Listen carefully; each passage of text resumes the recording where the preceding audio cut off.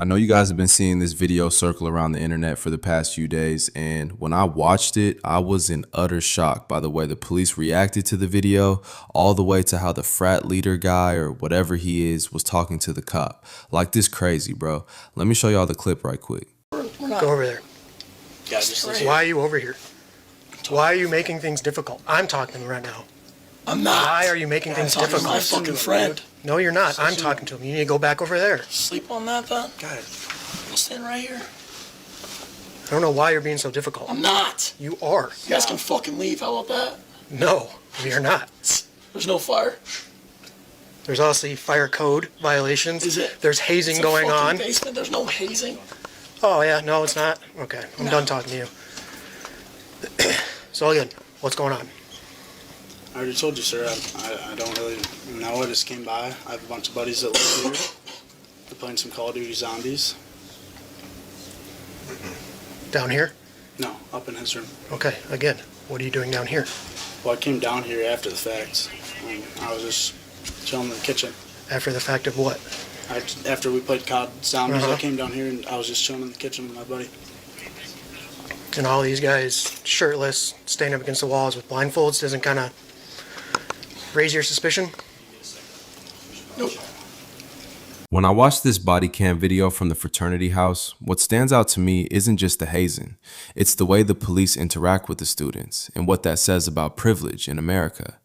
These guys are drunk, loud, and clearly doing something dangerous, but the officers don't treat them like threats.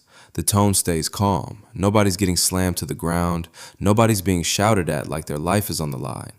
The whole situation feels controlled, not explosive. And that's important because a lot of people don't get that kind of interaction with police.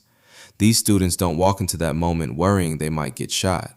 They don't have to think about whether one wrong move could turn deadly. They don't have to fear that the officers already see them as dangerous before they even speak. That sense of safety doesn't just come from being students, it comes from privilege.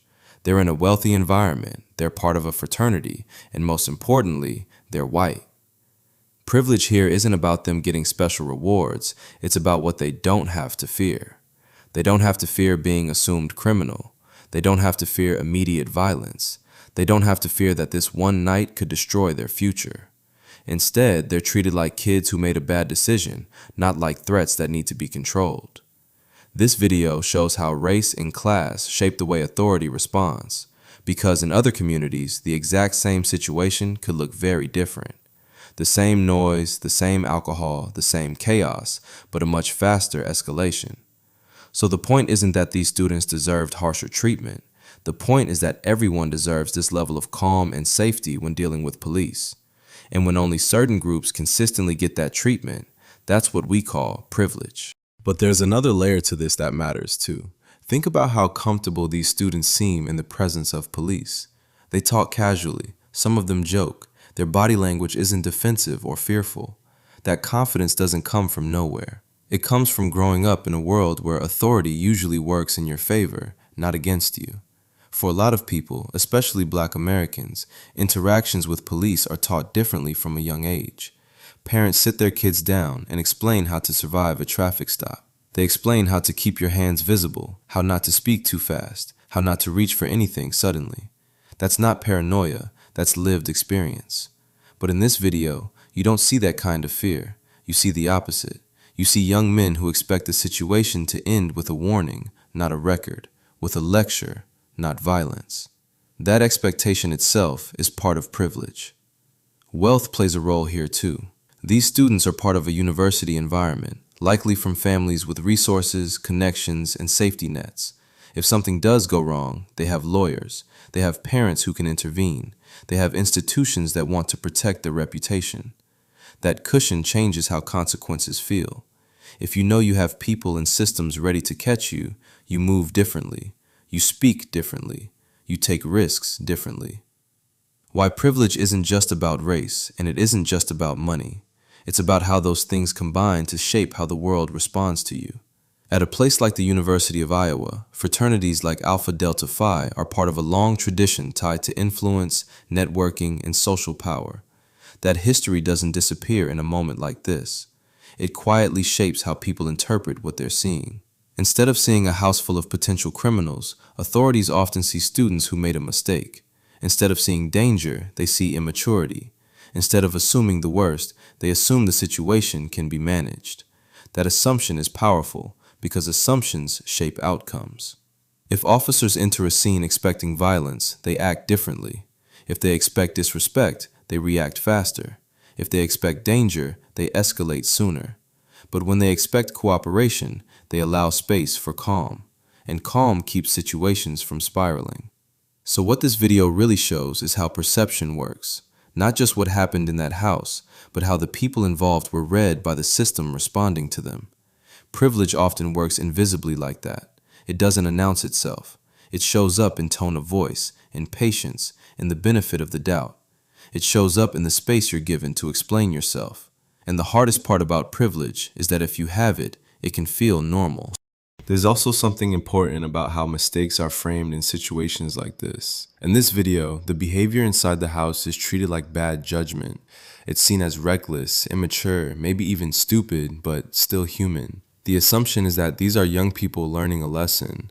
That framing gives them room to grow, room to recover, and room to move forward without the moment defining their entire future. But not everyone gets their mistakes framed that way. For a lot of people in America, especially people of color, mistakes aren't always read as temporary. They're read as proof. Proof of criminality, proof of danger, proof that they belong under surveillance instead of protection. And when the system reads you that way, the consequences change. A bad night can become a record. A misunderstanding can become a charge. A tense moment can become violence. That difference isn't random. It's built from years of stereotypes, media narratives, and historical inequalities that shape how people are perceived before they even speak. What we're seeing in this video is the benefit of being perceived as safe. These students aren't treated like unknown threats. They're treated like members of a community the officers expect to cooperate. That expectation softens the interaction before it even begins. And perception like that doesn't just affect police encounters. It affects schools, jobs, housing, and everyday opportunities. When you're assumed to belong, systems tend to guide you back on track.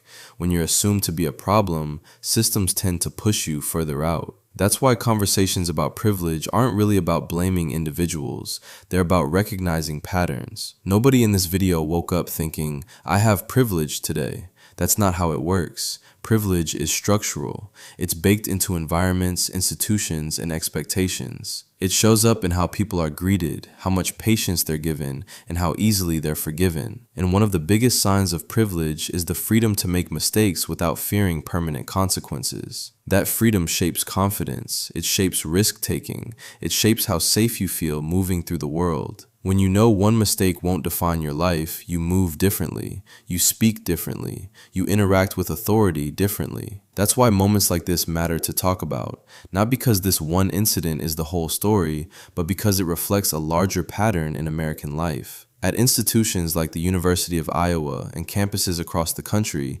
systems often prioritize rehabilitation for some students and punishment for others. That difference doesn't always show up in policies. It shows up in practice, in tone, and in the benefit of the doubt. So when we talk about white privilege, we're not just talking about advantages, we're talking about insulation, protection from worst-case outcomes, protection from assumptions that escalate situations before they even start. And recognizing that doesn't mean we want worse outcomes for anyone. It means we want the safety and patience shown here to be the norm for everyone, not the exception for some. Because fairness isn't about equal punishment, it's about equal humanity. And until everyone can expect calm, respectful treatment in moments like this, conversations about privilege are still necessary. If this video made you think, or if it helped you see something from a different perspective, that's the whole point. Conversations like this only work when people are willing to reflect and talk honestly about what they see. So if you want to keep having discussions like this,